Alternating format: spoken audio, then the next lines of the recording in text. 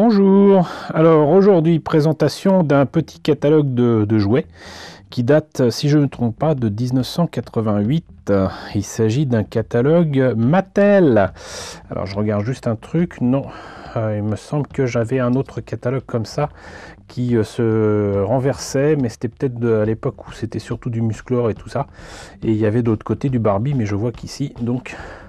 il existe également pour les tout petits un catalogue premier âge et pour ta soeur ou tes amis un catalogue jouet fille. Donc ils avaient séparé tout ça. Mais bon. Donc 1988 avec du Musclor, du Savant Fou, du Brave Star, du Hot Wheels, du Popples et du Captain Power. Voilà. Donc catalogue, vous voyez, d'époque où on pouvait faire partie du club des maîtres de l'univers. Moi je l'avais fait, mais facilement 5 ans avant. Hein. Et j'avais eu un... comment ça s'appelle? C'était des trucs pour le tennis, un machin pour mettre autour du poignet ou un truc autour de la tête, là, en espèce de serviette éponge.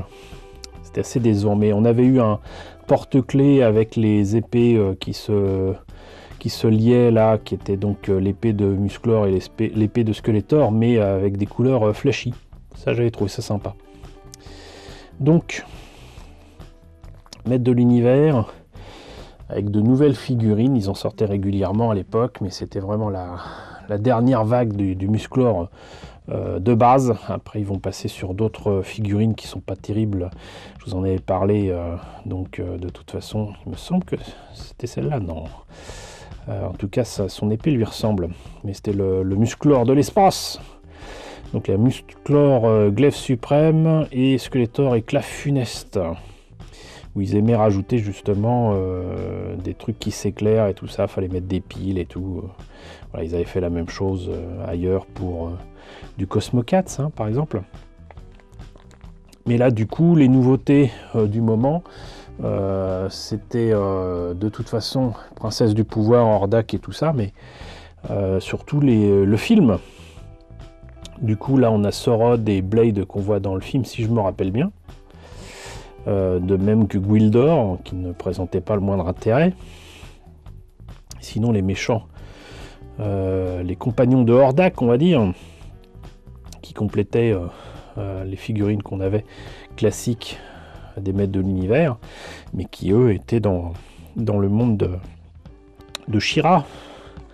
Donc toujours des trucs interactifs avec artillerie laser. Voilà. L'arme laser des héros du bien. Musclor porte une armure laser qui renvoie des rayons de lumière lorsque le tir lumineux atteint la cible sur laquelle on peut placer un guerrier. Celui-ci est catapulté hors de la plateforme. En fait, c'est ni plus ni moins que ce qui est utilisé aussi pour Captain Power, mais on verra ça tout à l'heure. Skebatak, donc Skeletor s'amuse à aller dans l'eau pour aller jouer des tours à nos héros. Voilà. Mécanicor, le maître d'armes, il sait plus quoi faire, donc voilà, il prend son Mécanicor conçu pour les attaques en montagne. Voilà. Moi, j'irai pas en montagne avec ça. Hein. Grimpor, oh là là, je sais, les personnes qui ont trouvé les noms, mais respect. Conçu pour les attaques de château. Voilà, il vous faut Grimpor là avec une grosse pince. Voilà, il permet à un personnage d'entrer dans un château ennemi. Voilà, il pourrait sonner à la porte ou quoi, mais non. Là, c'est la philosophie chevalier de Zodiac, vous voyez. On pourrait prendre l'ascenseur, mais on passe par les escaliers. Et donc le savant fou, voilà, avec le laboratoire des monstres.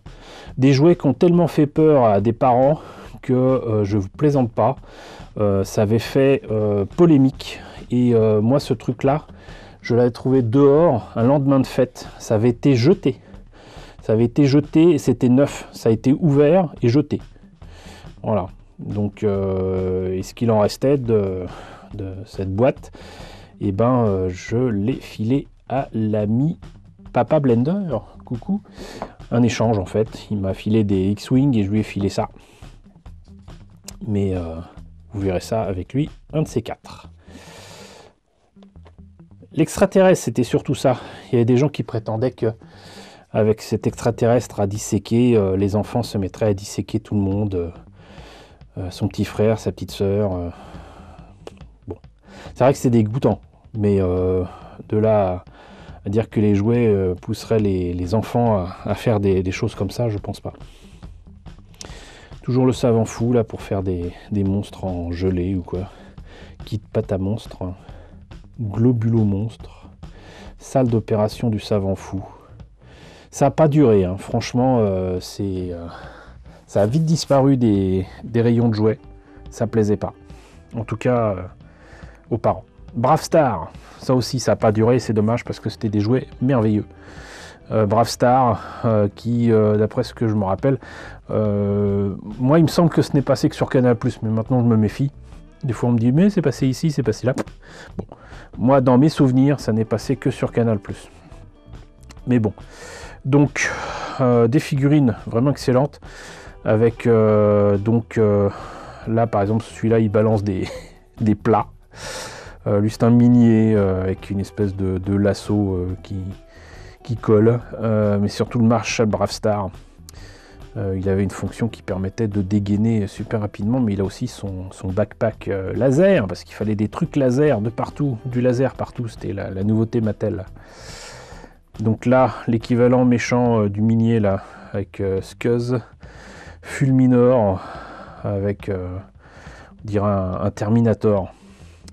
Et sinon, le grand méchant, c'est Tex-X, qui ressemble à un zombie de l'espace. Vous l'aurez compris, de toute façon, c'est du western, mais dans l'espace. Et un Timidor, je ne me rappelais plus de son nom, celui-là. On le trouvait en vide-grenier assez facilement, et sans son arme, cependant. Mais on mettait de l'eau, il pouvait cracher sur son ennemi. Ouais, et ça a fini en solde assez rapidement. Et moi, je l'ai trouvé à Tati, un prix ridicule. Les figurines, en tout cas. Donc voilà, mais ça par contre c'est cool parce qu'il y avait le Neutra laser, et particularité c'est qu'on pouvait mettre la figurine à côté, et quand la figurine avait perdu, n'avait plus de points, elle hop, s'éjectait. Mais surtout en fait, c'est la reproduction taille réelle des armes du dessin animé. Donc ça c'est cool, ça c'est vraiment cool. Et il y avait la diligence qui était assez sympa. On pouvait enlever l'espèce de canasson qu'il y avait devant là, pour l'utiliser à part, et le truc volait. C'était sympa. Et puis il y avait surtout 30-30, c'est vrai qu'ils l'ont pas montré là. Mais donc Bravestar, un compagnon, un peu comme Lucky Luke. Mais là c'est pas Joy Jumper, c'est 30-30.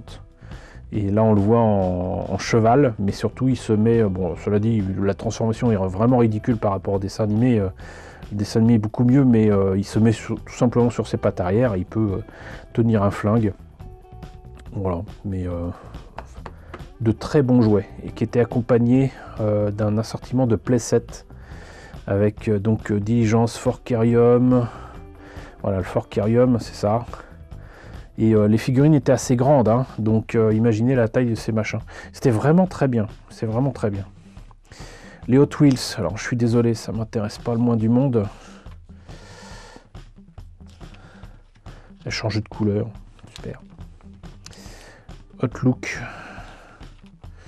voilà, typique des années 80, avec un peu de retard on va dire. Les Popples, avec des nouveautés à l'époque, les Popples sportifs. La particularité c'est qu'ils se transformaient en balles de football, en balles de rugby, de basket, de tennis. C'était rigolo. Il a fait les Pom-Pom Popples. Les Popples Pelochon, allez prononcer ça à vous. Mais c'était vraiment très chouette. Voilà. Les Pocket Popples, les Popples Pétales. Et donc Captain Power. Alors cette série-là, là par contre je suis sûr de moi, elle n'est passée qu'une seule fois sur la 5 et trop tôt.